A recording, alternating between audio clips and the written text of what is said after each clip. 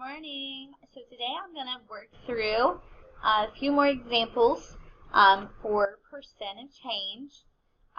So you guys, I post the notes page so you can follow along and fill it in, or you can copy it down into your notes. So here's our example. Marco is discussing how prices have changed with his son, Paul. Paul does not believe him, so they decide to research the price of their favorite food items. Use the information to determine the percent change in questions 1 through 4. Round your answers to the nearest tenth place. Okay, so these are the same problems. If you'll remember from the video you watched yesterday, or the last class period that you had math, we said to find percent change, we do percent, I'm going to try to squeeze it in somewhere, so percent out of 100 is equal to our change out of our original amount. Okay, so when we're talking original amount, that's what it was, the earliest that we can see it, or the earliest that we have it information for. So the first one shows us pizza. So the percent change of the cost of pizza. So in 2000 it was $7.50, and then in 2015 it was $9. The first thing we're going to do is subtract $9 minus $7.50. Okay. 9 minus. Okay. So we have $1.50. That is our change. So we're going to fill in our proportion. Okay. So it's X out of 100. Our change over our original, which right here shows us $7.50. Then we cross multiply and divide like we always do. Okay, so 100 times $1.50 is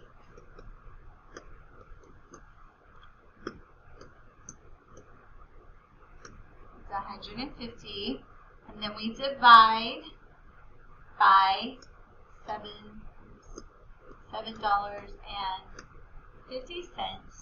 and that gives us 20, which is 20% increase. Okay, let's do the second one. It is asking what is the percent change of the cost of a cheeseburger. So as we can see here, it started at $5, and our new price is $6.50. So we're going to subtract $6.50 minus $5. That does give us $1.50. Okay, then we're setting up our proportion. X over 100 equals $1.50 over, and our original price was $5. Okay, so again, we're going to cross multiply and divide.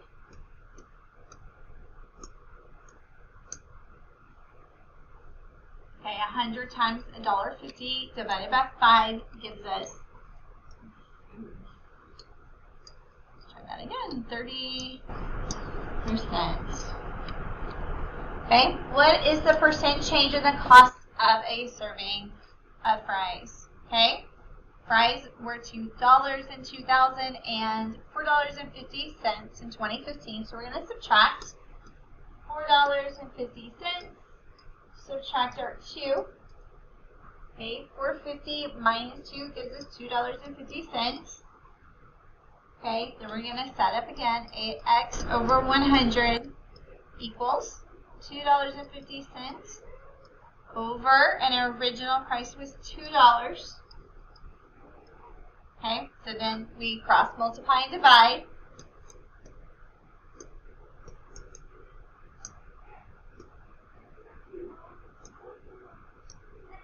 It's 125%.